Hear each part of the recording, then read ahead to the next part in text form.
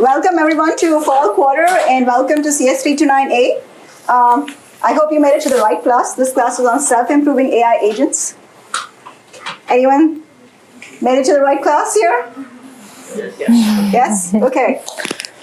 How many of you are here and doing masters at Stanford? Okay. PhD? Okay. Few of you, and then undergrad? Okay. So masters is the big crowd here. Okay, There's a good balance. Yeah. It's a really good balance. So we'll introduce ourselves. So I'm Aakanksha. I have been working in large language models for a while, and I'm adjunct professor at Stanford, and I'm also in research at a startup called Reflection AI. Hi, I'm Azalia Mirhoseini. I'm an assistant professor in the CS department, and Aakanksha and I met each other when we were at Google Brain. Yeah, back in the day, and then Google DeepMind. And I also worked on Claude at Anthropic and Gemini at Google DeepMind, and we are so excited to teach this course again. This is the second time we're teaching. Of course, we have made some updates both to the lectures and also the way we are kind of conducting everything during for the course, and we were just so amazed by the amount of interest for people to join this course. So we are excited to have you here. The course website is at cs329a.stanford.edu. We have updated the website in terms of all the lecture materials and the papers that you'll be reading, as well as what's the homework schedule to expect, the project proposal and project structures as well. So in today's lecture, we'll start with an overview of large language models, just how the scaling trends have evolved over the last 5 years, and then we'll focus more on what we will cover in this class. And then from there, in the second half of this lecture, we'll cover the course logistics, and that part you should pay a lot of attention to because that influences your grades. So let's take a look at an overview of the trends for large language models. So one of the aspects that has been mind-blowing since GPT-3 came out is that as you scale up the number of parameters in a model, they get better. And what this means is that language models like BERT and T5 were good, but as we increased the number of parameters, they got really better. They perform much better. And what this led to is something called a scaling loss for large language models, which are used in building the base model for the pre-trained base model. And as you increase the amount of compute, so there are 3 graphs here, as you increase the amount of compute on the x-axis, the loss function on the y-axis goes down, and the more compute you have put in, the more the test loss goes down, which leads to a better model. So that was one big aspect that led to GPT-3 and then all the subsequent ChatGPT, Palm, Gemini, and so on. And then similarly, as you increase the dataset size on x-axis, the test loss goes down further on y-axis. So that's another aspect of another axis of scaling that leads to better language models. And the third one is of course parameter count. So if you increase the number of layers in a transformer or the amount of parameters that are there in the language model, that improves the loss value, and that leads to a better model. And this has been the foundation for a lot of this has been the foundation for a long time until last year, where this was starting to hit some kind of a saturation point. So from 2018 to almost 2024, this graph is a little bit outdated, but from 2018 to 2024, as the model size has gone up, almost consistently, we have been increasing the size of the model. So you started with something like BERT was 340 million parameters, GPT-2 was 1.5 billion parameters, and then GPT-3 was 175 billion parameters, and then say Palm was 540 billion, and then there was a bunch of subsequent models, and GPT-4 is estimated to be there, which is like trillions of parameters. So you can imagine that there has been an exponential growth in just the model size for large language models. The large stands for that they're growing in size, and that has been one of the key areas in which the models have been getting better. So why do we care about the models getting bigger? What does this lead to? So as I was explaining, that as the models get bigger, they continuously improve in performance on natural language benchmarks, on various other benchmarks, reasoning benchmarks, and so on. And then the other interesting aspect that I will show you in a moment is that they learn how to do few-shot learning. So earlier you have to fine-tune the model for a specific domain, but just by giving a few examples, the model can follow that template and reason in that same vein, which makes it extremely easy to prototype things. And then the third aspect is that as the models become bigger, they have emergent behavior where the capabilities like reasoning only emerged in larger models. So just to understand few-shot learning or zero-shot learning here, so if the model is given a question like, or a task like translate English to French, it's able to give, so this is called a prompt, like it's given a task, translate English to French, and then it's asked to translate cheese to whatever is the French word. If the model can predict the answer without actually being trained on the specific task, then that would be called zero-shot learning. And then few-shot learning, in addition to giving the description of the task, you're also giving a few examples. So in this particular case, it's given translate English to French, and it's given a few examples of the translation from English to French, and then it's asked to translate cheese, and it's able to translate that. And you can see that this capability shows up in the large language models across a large number of tasks, and that has been one of the key areas that GPT-3 and PaLM and other models enabled, and then that subsequent innovations came from reasoning aspects of this. So on the reasoning side, as the models have become bigger, they have this emergent behavior of reasoning, which Azalia will tell us a little bit more about. So as the models become bigger, not only we have this kind of a predictive scaling laws property that we kind of know how the loss function is going to go down as we throw in more compute data and parameters in the model, there are new kind of behaviors that appear in the model that they didn't have before, and we never could predict that until we had these bigger models and saw these kind of behavior in them. And one of the most important one of those behaviors is the is the chain of thought behavior. And for those of you who are not familiar with this, here is how it works. So in a usual prompting of a model, we can ask a model, in this case, a math problem, and then we can give it a one-shot example. Here is a math problem, here is the answer. Now I ask you a similar but not exactly the same math problem, and the model is expected to answer that. And the model might be able to use the one-shot example, or it might not be. But we can do better here by not only give an example but also provide the reasoning or the chain of thought on how we got to that answer. So in this case, the question is a very simple question. Roger has 5 tennis balls. He buys 2 more cans of tennis balls. Each can has 3 tennis balls. How many total tennis balls does he have now? And instead of just saying 11, like we're walking the model through how to get to this. Roger started with 5 balls, 2 cans of 3 tennis balls is 6, and 5 plus 6 is 11. And with this example, then the model has become familiar with the process to get to the answer, and it can leverage that to answer new problems.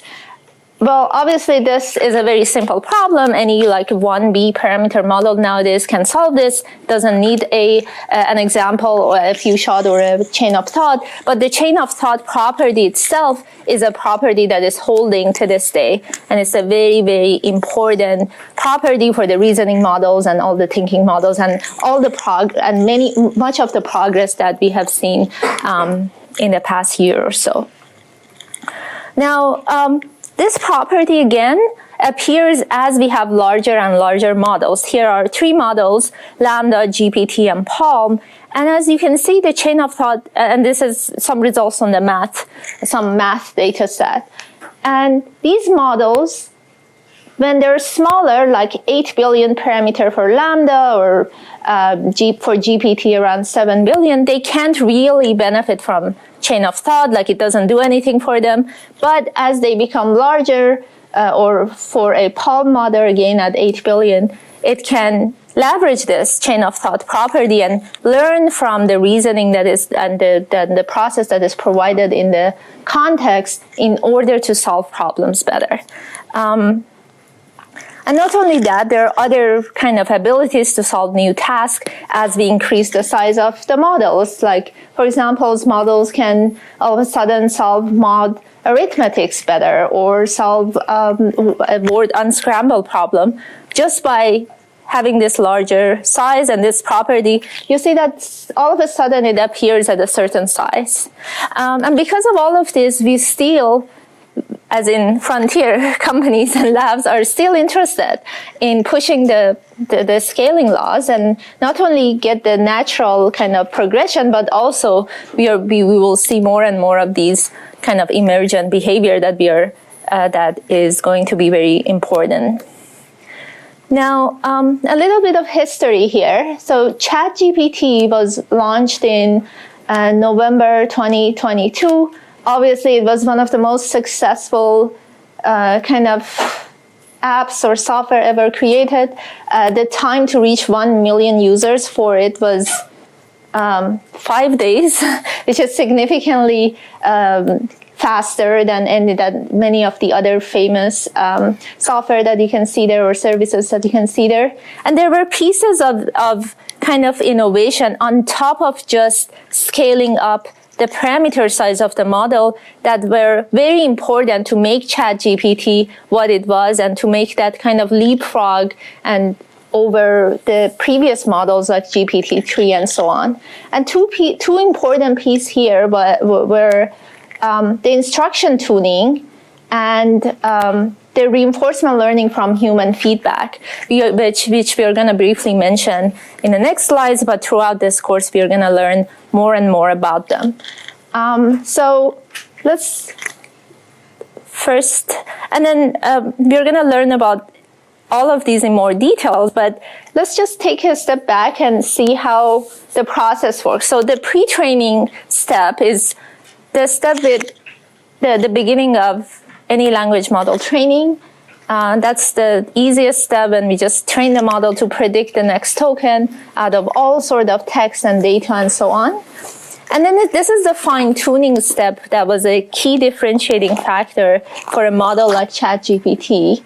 And let's start with the first aspect of fine-tuning, which is kind of alignment with human preferences. So when a model is pre-trained, it has no sense. It has seen all data on the internet, in the books, everywhere, but it has no sense of like what is right and wrong and what is. It just statistically knows about the state of the world, but it doesn't exactly know things or know how to follow instructions. So the next step in training these models is the step where we try to steer the AI models to follow the goals and preferences and values of humans. And this is still a big problem. It's a big issue. We haven't like mastered it yet, but as the models become, as we progress, models are becoming better and much more kind of like powerful in the things that they can do. So it turns out that we can fine-tune the models to be aligned. For example, here are some graphs that show what if we take our base model that's just pre-trained and fine-tune it for things like sensibleness or safety. And these are data that we have collected. These are high-quality data for kind of showing the model what we mean by what's safe and what's unsafe, or what's sensible and what doesn't make sense. And these are like more highly curated data that we pass to the model for fine-tuning and to make the model more aligned with the values or the preferences of humans. So going back, let's just walk through this process again. So the first stop when we take a pre-trained language model is fine-tuning with next token prediction, which follows the same process as pre-training, but this time on data that is much more higher quality. For example, this could be data from books, creative essays, data that companies pay a whole lot, millions of dollars or hundreds of millions of dollars potentially to buy this data that's really high quality, and then we fine-tune the model on those, and the model becomes much better as a result of that. The next step is instruction tuning, and by instruction tuning, what we mean is that we show the model, again, traditionally in the past 3 years, this instruction tuning data is like a combination of human generated data or templates and the synthetic data. But the way this instruction fine tuning works is that we do have instruction and then question answer pairs where the model learns how to follow the questions and answers them. For example, here, an instruction tuning dataset could be about the weather, like, please answer the following question: what is the boiling point of nitrogen? And then this is the answer.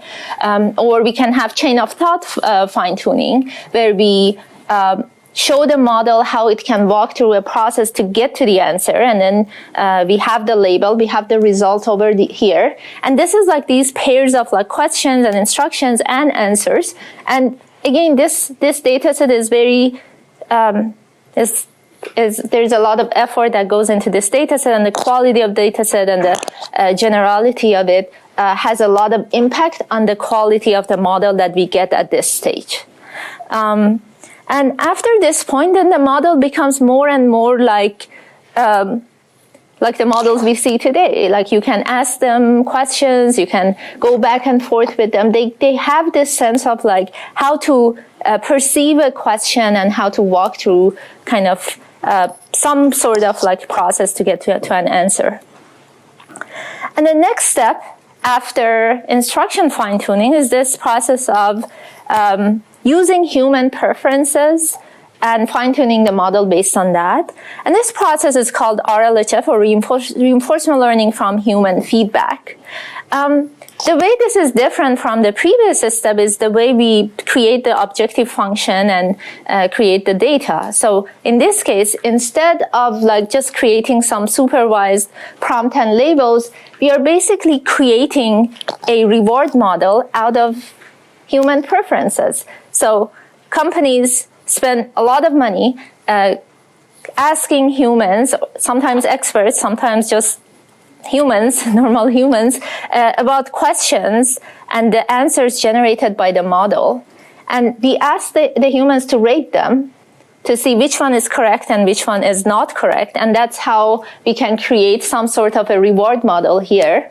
And this reward model is instead of human, then we can use the reward model in order to kind of like guide the parameters of our LLM towards generating answers that are in line with this reward model. So basically, we want the generations by the model to be such that this reward model says, yes, these are good generations. We're going to learn more about this here, but we wanted you to have the high-level idea of what RLHF means, and we can have different types of reward. For example, we could ask the model to reward a pair of answers based on their correctness or helpfulness or specificity or harmlessness, all sort of reward functions that we can define. And depending on how we want the models to be and what we care most about, we can weight these different reward models and kind of use that in the RLHF process. So these steps at a high level, of course, there's a lot of effort goes into that, but like pre-training and then fine-tuning on higher quality data, instruction tuning, and RLHF were the core kind of components that made a model like ChatGPT over something that existed over all the large models like GPT-3 and prior models. So that made a huge difference in how good and capable the models were. So that was very cool up until last year or a year and a half ago. Pre-training and then fine-tuning were the big pieces. But since a year and a half ago, it turns out inference is also a frontier for making the models much more capable. And that opened like a whole lot of new research and directions and ways that we can make the model better. So let's talk about it a little bit. Like, this is the work we did in my lab last year. Last summer, it was called Large Language Monkeys. And it's kind of inspired by the infinite monkey theorem, and it's related to inference scaling. How many of you have heard of the infinite monkey theorem? Okay, that's a good amount. So the idea of the infinite monkey theorem, what it says is that it's not proven, but what it says is that if you have a monkey and a kind of a typing machine, and then we keep letting the monkey type all day, forever, after some time we will have the works of William Shakespeare in the things that the monkey types. So we were inspired by that to name our project, but the idea here was that let's have the LLM be the monkey, and let's ask the model over and over again to solve a given input problem. You can think of it as parallel sampling or parallel generation. So instead of asking the model once to solve the input problem, you can ask it many times. And also, let's assume you have some sort of a verifier or selection mechanism, so you can pick which one of these generated responses were correct. And then you output that in your system. That becomes the final output. So the model, instead of generating one answer, generates many, many answers. And then your verifier selects which one of them is correct and then outputs one of the correct ones. You can think of a verifier as, say, some unit test. If the problem is generating code, the verifier could be the unit test that we run against the code, and we see which one of the code generations passes all the unit tests and so on. The reason this can be a possibility here is that models there is some variance in the way the models generate responses. It's not deterministic. And you can even control the variation in the model responses with this thing called temperature. So you can force the model or encourage the model to generate more different responses as you ask a question. And here, now let's see some of the results of this repeated sampling. For a bunch of tasks like math and coding benchmarks, we increase the number of samples per problem from 1, which is the normal one, to 10,000. And here we are showing the coverage or the fraction of problems that are solved by at least one of these samples. And what we are seeing here is that, so the red line, the red dashed line was the GPT-4o model. And while these blue and green lines, which were the Llama 8b, Llama 3 8b, and 7EB, were worse than GPT-4o model with one sample. But if we increase the number of samples from these models, in all of these cases, they do better than the GPT-4o model. And what it says is that it kind of seems like the models already know a whole lot more than what you get out of them when you just ask them once, right? So this is the kind of the underlying property of inference scaling, because it seems like we can get a whole lot more capability and problem solving kind of ability from these models if we just bring in this inference scaling. Here we are showing repeated sampling, but there are many other ways to do that.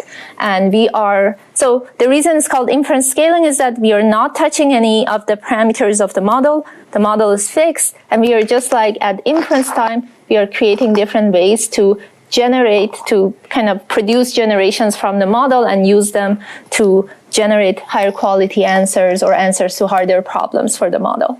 The interesting part here is that for some of these problems, out of these 10,000 solutions, maybe like 3 or 4 of them were correct for a single problem. So it shows that how important it is to scale the inference to really get to the core capability of the models. But what is the difference, whereas traversing all the possible answers and just teach out the correct like it's the number of samples that you have here. Like I saw, like you need like 10,000 times of samples. Right? So what's the question? What is the difference of this with like traversing all the possible answers and just select one? So the possible answers need to be generated somehow by the model, right?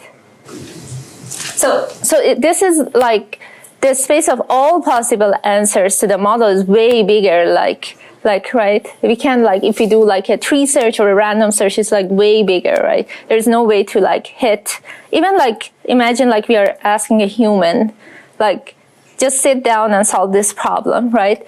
There is a limit to, of course, there's no limit to humans' creativity, but there's a limit to how many generations we can have, right? Or if we randomize things, there's a whole lot set of answers that can be generated, and this is like highly sample efficient, right? 10,000 is not a whole lot, especially like, for example, for the math F to F, some of these problems are really hard, like IMO level problems. Like these are really hard problems that a tiny model like a 7 and a Llama 8B can solve. I was wondering how does the latency compare?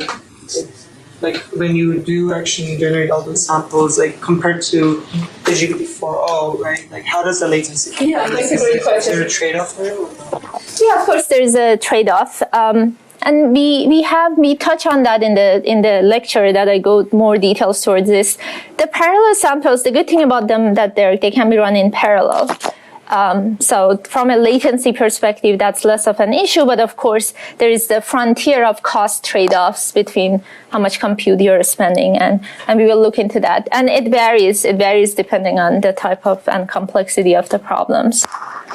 Yes?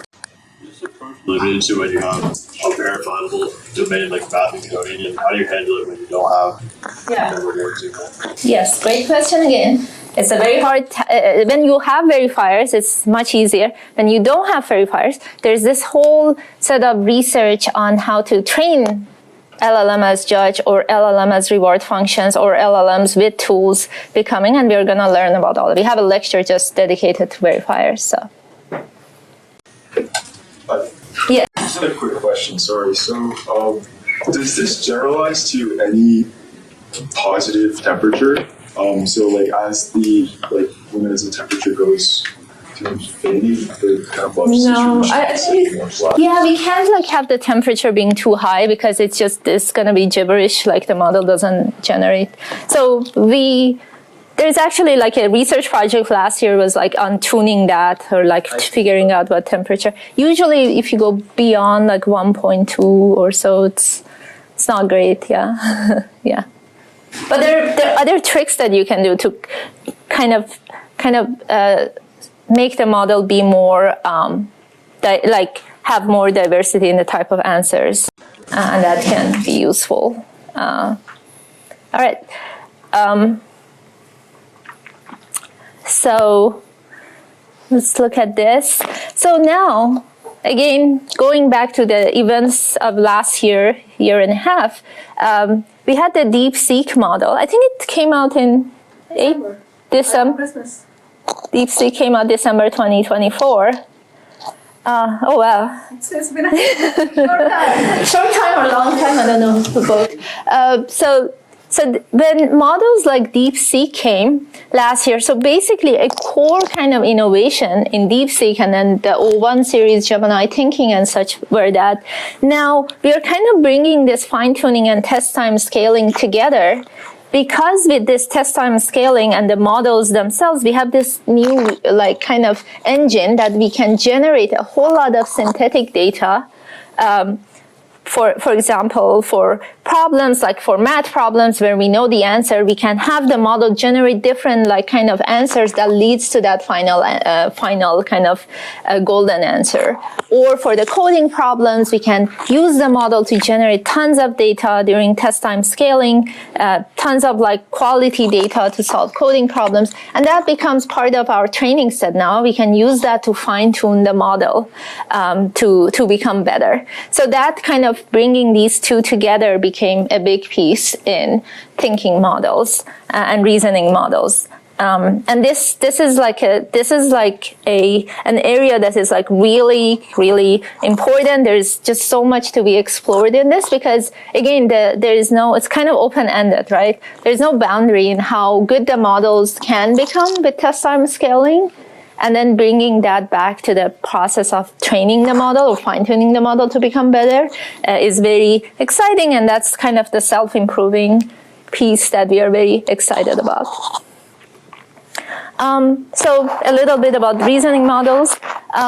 In the language monkeys, what we were showing was the coverage. Like if we had access to a verifiers, how we can see the kind of a log linear kind of scaling laws with the number of samples. And OpenAI, when they released O1 last September, they showed a log linear relationship this time with PASAD1 for these like hard AMY benchmark, which is like a set of really difficult math questions. So as what they're showing here is that as they're increasing test time compute, and this is in log scale, the accuracy, the PASAD1 accuracy of the model goes up, and this is for test time alone. Previously, this has been shown for training, but it's very interesting that this kind of scaling applies to test time as well, without changing the parameter count of the model. I'm going to walk you through like a few examples of how this kind of reasoning or test time scaling kind of works with models like O3 or Gemini. So one motivation here is that for difficult problems, just like humans think a lot more, spend a lot more time, or consider many different strategies, thinking models do the same. And they may use a chain of thought or other techniques to just go about like solving a problem. And there are different steps to that. For example, problem analysis is one step. Like the model first sees a problem and tries to analyze it. Then it can do the task decomposition, breaking a task into kind of simpler tasks that are more addressable. Then there is the self-evolution strategies where the model kind of tries something, sees the feedback, for example, runs some tests on the code, or uses a calculator, or just judges the answer, and it can use that feedback to optimize itself. There is self-correction, and there are alternative proposals. If something doesn't work, the model can backtrack and kind of try a different approach. These are some key principles that the model probably at some point pieces of it were trained as part of the training kind of data set, were curated by humans, but a big part of it is also the model kind of acquiring these skills during this fine-tuning process and RL from synthetic data process that the model does. Here is an example of like how O1 does analysis. The model is asked to write a bash script that takes a matrix and then outputs the transpose of that matrix. And the model starts with, just like humans, starts thinking, what are the important pieces here? So the user is requesting a bash script. Let's understand the input and output formats of this matrix, and so on. So the model just thinks itself. And amazingly, this kind of it's like a progression of chain of thought. This is like helping the model finding the answer. But the difference between chain of thought and this is that the model itself is producing this chain of thought. There's, of course, task decomposition. Like in this case, for the approach, the model thinks about parsing the input, building the matrix as an array of as an array of arrays, and so on. There's also self-correction, which is a big, important piece of, this is an important piece here. And I don't know how many of you have seen that when trying with the models, that you can see the thinking traces. And this is actually pretty common. Like the model starts something and then in the middle says, wait, there's something wrong maybe. Or and maybe I need to fix that. And it's very, very cool that the model can do that itself. So reasoning models, when they came out, like models like O1, compared to a model like GPT-4o, which wasn't a reasoning model, they tend to be better in, obviously, the reasoning task. For example, in math calculation, data analysis, programming and such, they all kind of outperform GPT-4o, but not necessarily in personal writing or editing text and so on. Yeah, question? Do you think the gains due to this asking for a reasoning trace is due to actually the act of generating this reasoning trace, or just the act of asking the model to think or do these decomposition at all? Like, for example, if you said, like, think step by step, but don't generate out loud, like, don't actually generate really thought process, but just think about it without saying it. Yeah. I repeat the question, like, you're saying that do you think the reasoning models are becoming what they are is it based on the loud way of thinking? I think the question is that, is it because of the reasoning traces, or is it because of things step by step, the chain of thought? Is it the data that's making a difference, or is it the instruction? So the data basically has made the model kind of become a generalized thinker, right? Like the model can, and all of these steps, like breaking down a problem, being able to backtrack, being able to do analysis, all of these are these skills that the model has learned during this thinking optimization process that now generalize to other things, and they're helping the model right now. So I think the other way to look at it is Azalia presented repeated sampling. So if you had just the base model right after pre-training, it would be able to do some reasonings, but at the same time, it will generate different kinds of reasoning chains, and it doesn't quite know which one is correct. So a lot of what we will cover in train time or test time scaling really comes down to it learns which is correct. So pass at 1 accuracy goes up, which is what you were seeing in the reasoning models, as opposed to like pass at K or coverage, which is what you were seeing in the repeated sampling results. Yeah, and one other way to think about, like, yes, these kind of deep thinking and things that the model generates is actually helping the model every time to solve a new problem. And although it's like very expensive for the model to generate those things, still like we want them to generate those because it leads to better answers. Any other questions? Yes. Do you use a different model for the reasoning step versus generating the final answer? Like maybe a smaller or like a purpose-built one just for the reasoning, for the final answer uses a large model? So typically, the reasoning capabilities have gone up with the model size. So if anything, you would use the larger model for reasoning traces, and then maybe you collect a bunch of reasoning traces and then have a smaller model summarize the answer. Yeah. So the models, like this is like, at least currently, things may change. They like their own traces more. Even if the traces are coming from a better model, they tend to like their traces, their own generated traces more. And we're going to talk about swirl. This is one of the papers that the multi-step reasoning. The multi-step reasoning that we talk about. What if we bring a different model, not in the context of generating reasoning traces, but in the context of like evaluating and giving feedback. And we're going to see that as well. But models, surprisingly or not surprisingly, they like their own traces a lot more. For reasoning models, how are they taught to reason? Is it a hard-coded set of sequences that are taught to do traces, or they somehow fine-tuned to say, you need to do this much or this kind of thing, which will cause the traces to generate? So I don't think there's a published piece of work that really covers this bit. It's both, yeah.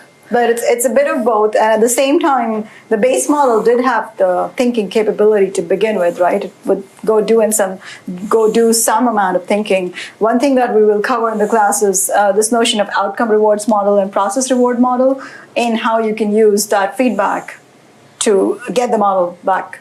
Yeah, there's always some bootstrapping, like, okay, here are different ways, like chain of thought itself, which is heavily used in the instruction tuning of dataset, shows the model some ways of like how to think, and there could be like some templates showing for the model fine-tuning.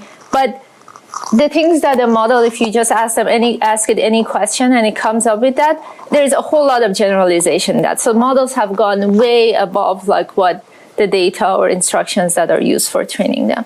Yeah. Yes. Sample. Is there a way to make the number of samples dependent from Please speak up. The number of samples, can they be dependent on problem difficulty? I don't think there's a published piece of work that does that, but yeah, we just so there is follow-up work to that where you use a reward model and then you can use that. So assuming the reward model has some notion of complexity, if you haven't solved it, it can guide like more sampling or whether it's repeated or parallel. But that's definitely an interesting direction to explore. Yeah. Okay, we need to get to we haven't, right? yeah, let me cover these. Okay, so you now know about large language models, and then you heard about how they learned how to think, and then they learned how to reason. So what's next, and why is this course relevant? So a lot of what this course is about is that large language models, as chatbots or as reasoning models, are basically still single turn, like or just like in the chat format. So they're not accomplishing a task for you. They're fun to interact with, but they're not necessarily accomplishing a task for you.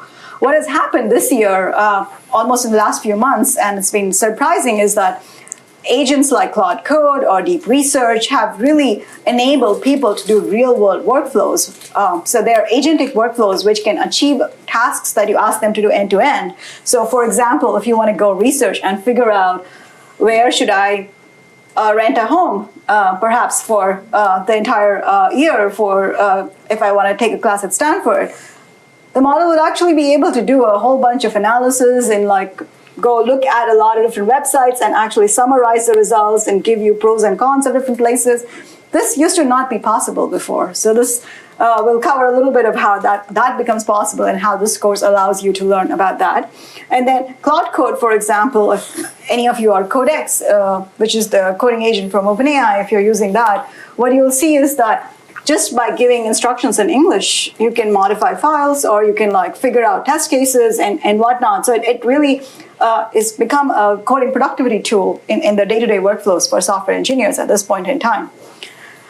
So what is the transition from LLM to agents? So as I was giving you the example of deep research and of coding agents, basically now the model can be given a goal and it will plan out the steps. Then it will go interact with the environment, and based on the feedback, it will correct its steps until it achieves the goals, or it will come back and say, I cannot achieve the goal.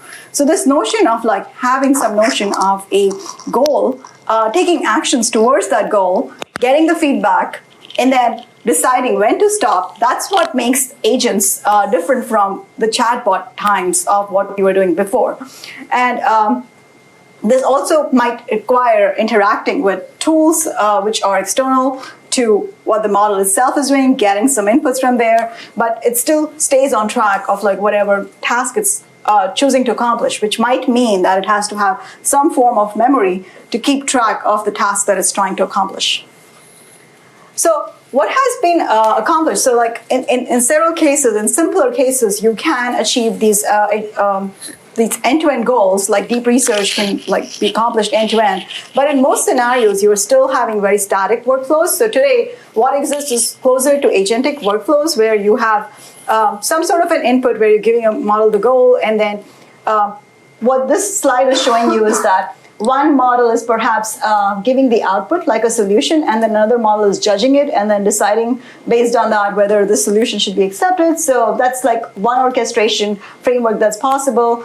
Deep research would be more of the second one, where you're basically generating, you're calling the LLM on multiple possible inputs and then aggregating the things to get the output, which will be a summary of the deep research results. So this is a very cartoonish abstraction of what agentic workflows might look like. And you can generalize from there, but instead of having like very open-ended loop that I was showing you here, where you're supposed to go take an action from the environment and come back and do some feedback, it's easier for open-ended problems to like construct this graph by hand of like how a human would do it, and then like get this feedback perhaps from an LLM, which is the LLM evaluator here. So a lot of the real-world workflows still have this paradigm, but in certain cases, we are starting to see signs of life for what's possible in this slide, and coding being one and research being another one.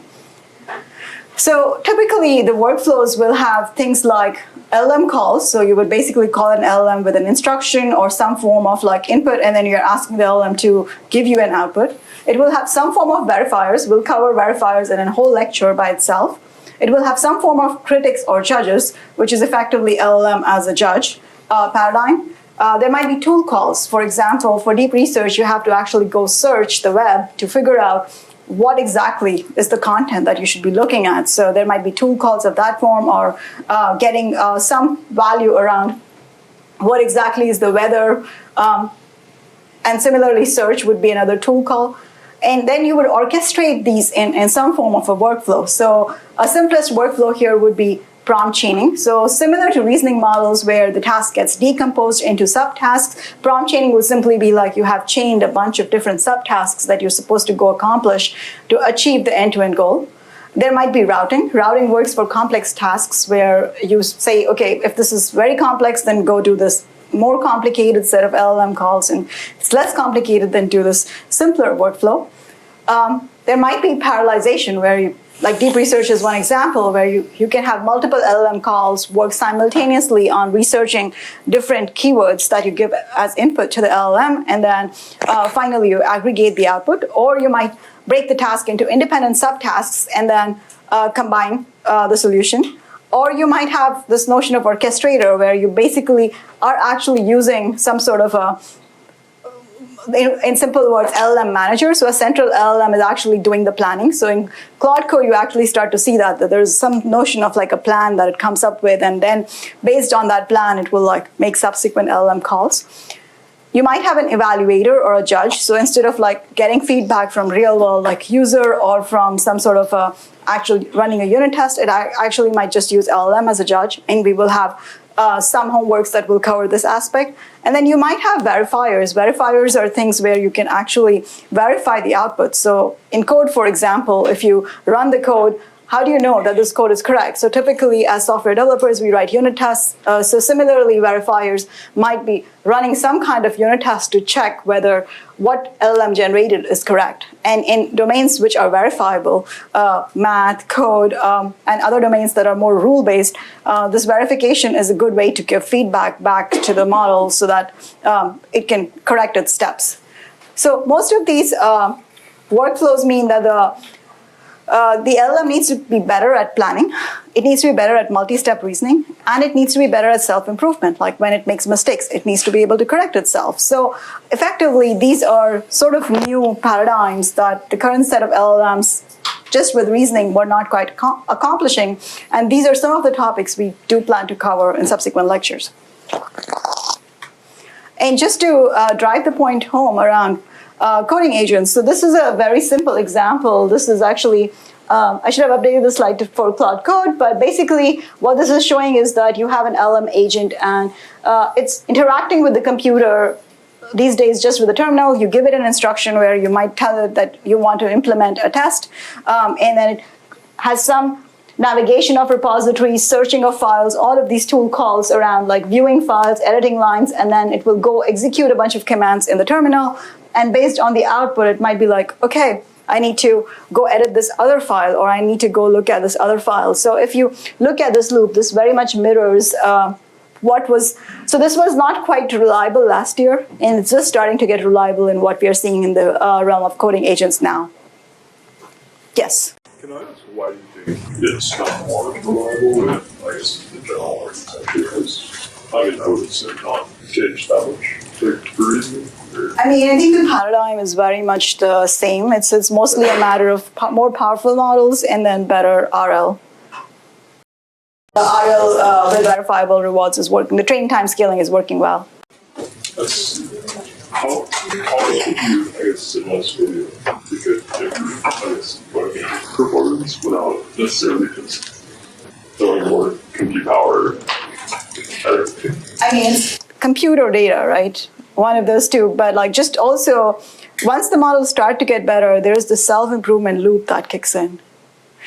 Because you can now generate tests and the tests become more reliable. So in the published pieces of work, if you look at, say, Code Monkeys, which we covered last year, if you can generate unit tests for whatever code the model generated and then see if the generated unit tests are making things better, then that's a very good way to verify things, right?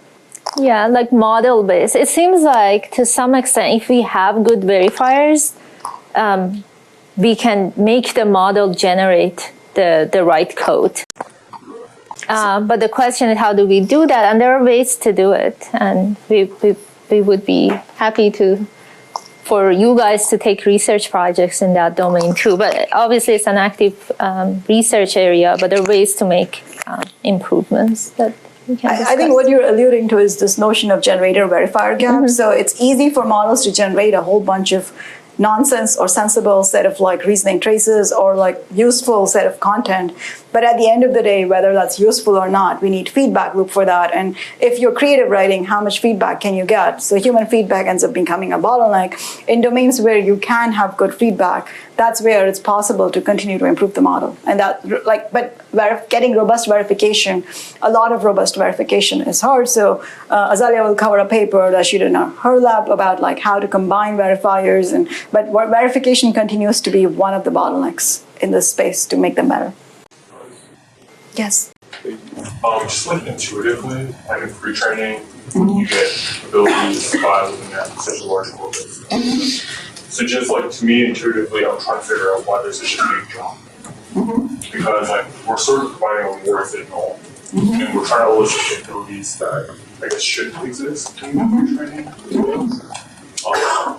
So yeah, I guess like I'm just not fully resonating with me. Like, I think this is still an active area of research. So there is different set of opinions around what really improves the model. Is it RL or is it like the pre-training the diverse data by itself?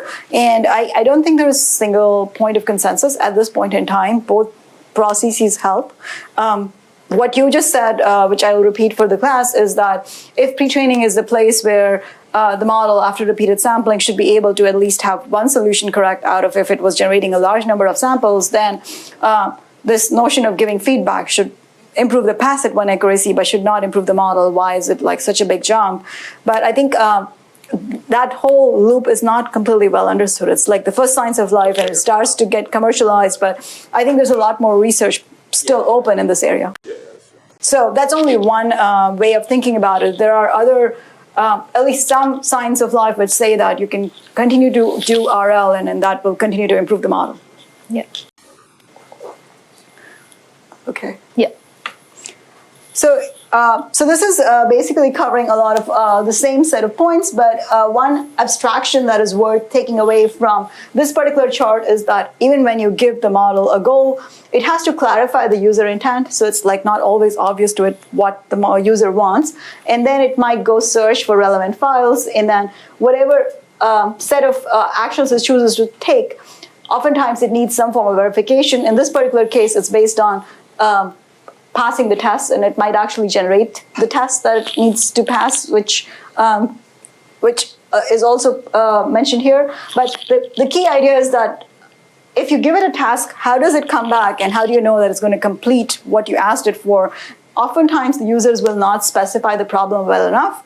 So clarifying the user intent so that it knows what to go look for and how to verify starts to become important. And in models like O3, I think they have seen a lot of these traces end to end. So they are able to like do the planning, the reasoning, the multi-step reasoning, and like come back with the conclusion. But a lot of this is needed for completing tasks end to end or having an end-to-end goal.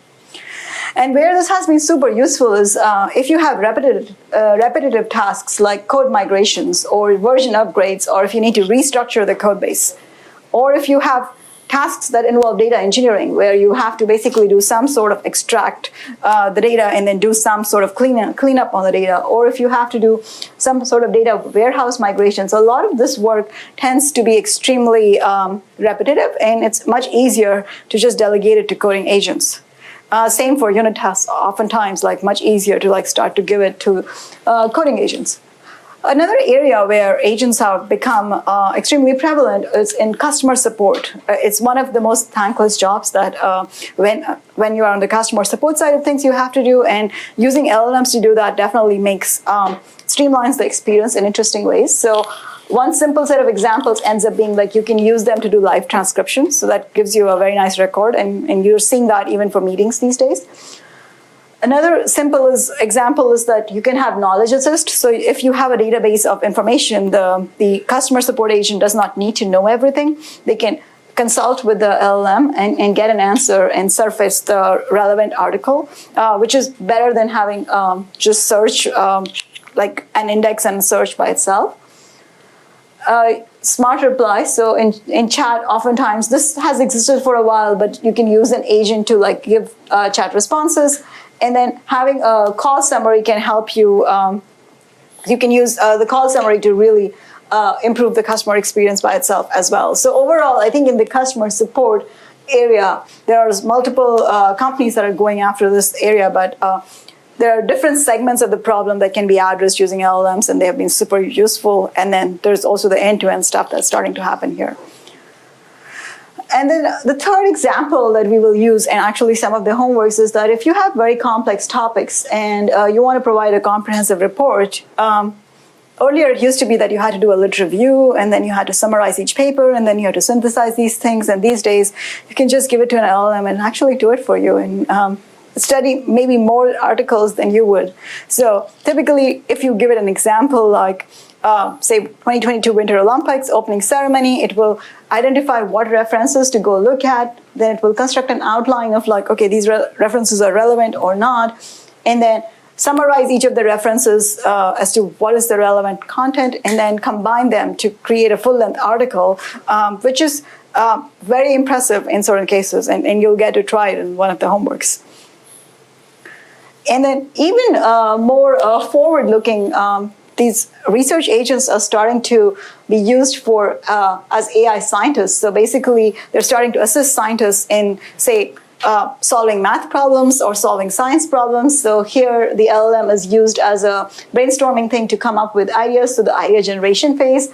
Then the experiment iteration phase, it might actually help you iterate on the experiments that you are hoping to work on. This is from the AI scientist paper. And then in the paper write-up phase, it will help you improve the paper write-up by itself.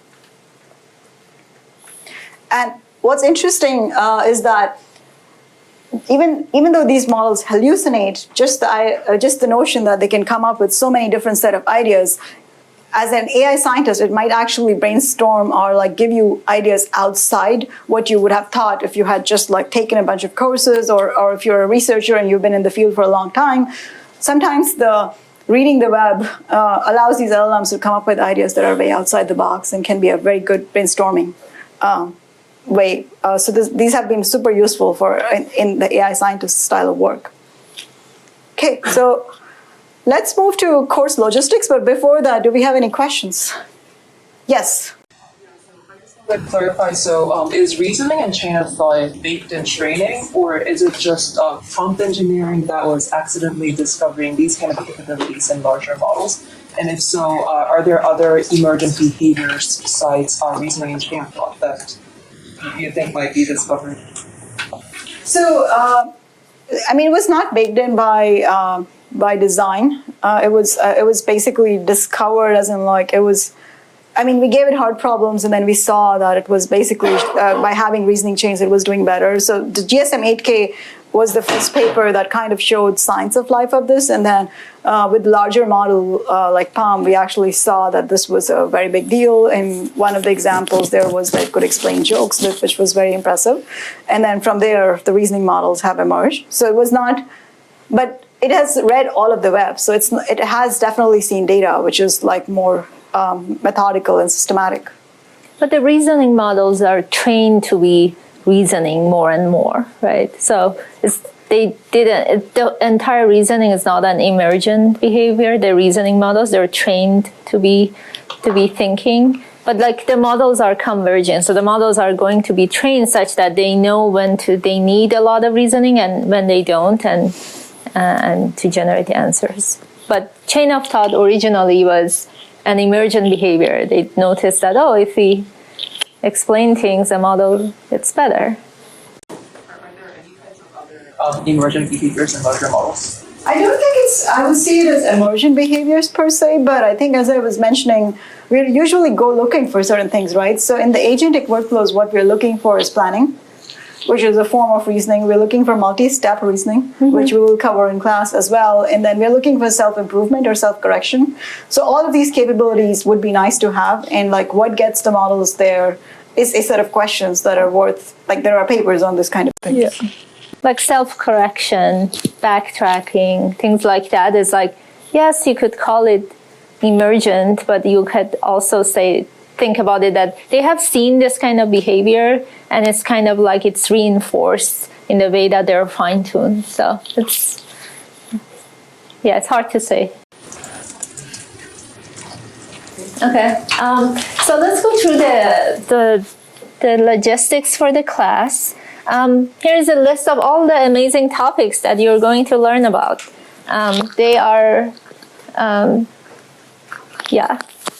this is very cool. I think the main thing to remember here is that the overall theme stays the same, and then we'll also have guest lectures from folks in Frontier AI Labs and covering things all the way from, say, how has post-training evolved, or say even multimodal agents in robotics. So it's going to be a mix of lectures and guest lectures and of course your project presentations. So here is some logistics that you all know. The prereq are there. Just make sure that you are comfortable with these prereqs as you register in the class. So we have the external website, but make sure that you check Canvas. That's where we send out the latest updates at all times. We will also we try to upload the lectures before we start in every class, so you have access to the lectures. And we already have the due dates for all the assignments and all the projects, so you can check it out. So this quarter, we are going to have 3 homeworks. That's a difference between this class, and that's one of the differences. So we have one more amazing homework for you all that we have designed, and the TAs have done a great job, and that helps you hopefully learn these topics better and more in depth. And then we also have a course project. So the course project is where you can kind of unleash your creativity and like your way of like building agentic systems or going deeper into a question and designing experiments around it and see what works and what doesn't. We will provide some kind of examples or suggestions, but it could be completely on you how to design this project. We will have some examples from last year, like the successful projects from last year as well. It's going to be uploaded to Canvas or actually we'll display them on the website. Oh, on the website. Oh, cool. Yeah. The public website, so you can all see that. So for the course project, I think the main thing to remember is that we will have API credits, and you can work in teams of 2 to 4 people, right? Yeah, or up to 4, I guess. Up to 4? Okay. You can be 1 if you really want that. We suggest you team up with others. At the very least, you have more credit collectively, so you can run more experiments. But then you might also find a friend, collaborator along the way, and you can do something bigger.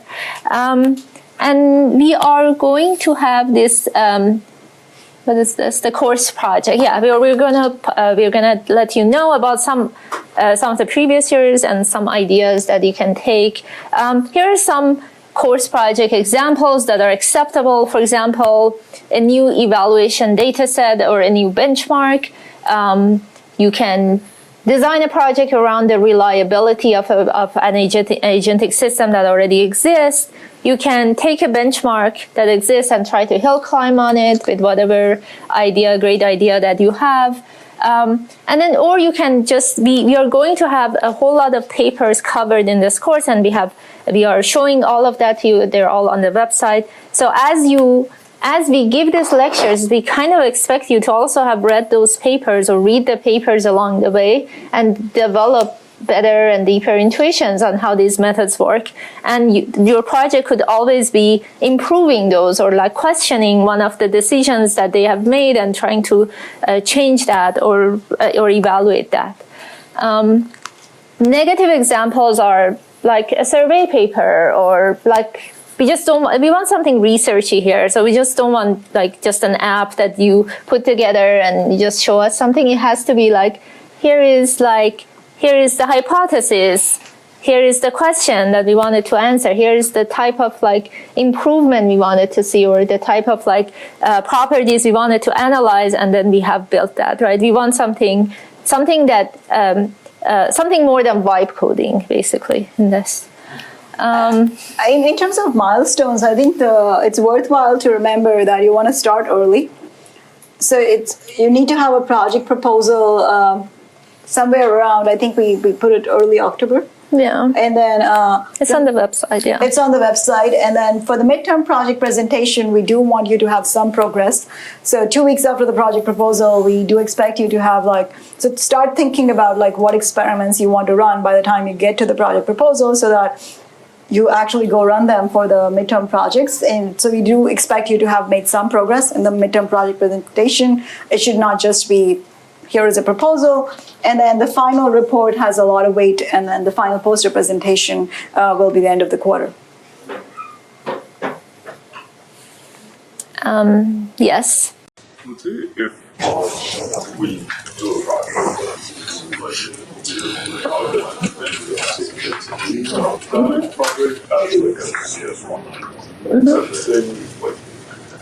allowed, and it's technically across classes. I think so, if you add to it, right? Okay. CS329A is independent study, right? Yeah, independent research. Yeah, that's fine. I think as long as you're doing actual work and it's not just reusing the work from. It's gonna be an exact copy of something. Yeah. We had students publishing papers out of their projects in the last quarter. So in the last time we taught the class. So that's something it could be one of you or many of you this time. Again, turning your research project, working more on it, and then turning it into a publication at conferences. And so here is a save the date for our poster presentation. It's going to be December 12th, 4 to 6 p.m. So we would want you to be there and present the posters. We'll have people from industry joining, and that's where you can brag about what you've done and just meet new people. Here is the course grading rubric. So we have 3 homeworks. That's 50% of your of your entire grade, and then another 50% is on the project.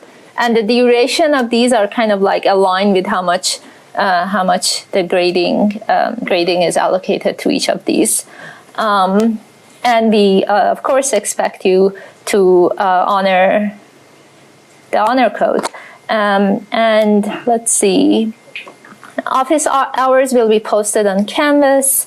You can ask your questions. We really encourage you to ask questions on EdStem and make it public. So others, probably if you have a question, it's very likely others have the same question. So please help us broadcast this to everybody. EdStem is, again, you can ask questions, and then Gradescope is where you submit your project milestones and everything else. Yeah, the homeworks and everything. We have the following late policy that we think is kind of between the generous kind of side, on the generous side of things. And because the class is big this quarter, we really can't make any exceptions. So try to use these kind of late days wisely. Audits are not allowed, but we will have the course, we will have the videos on YouTube eventually. Yeah. Eventually. And that's it. Any questions? No? All right. Okay. Thanks, everyone.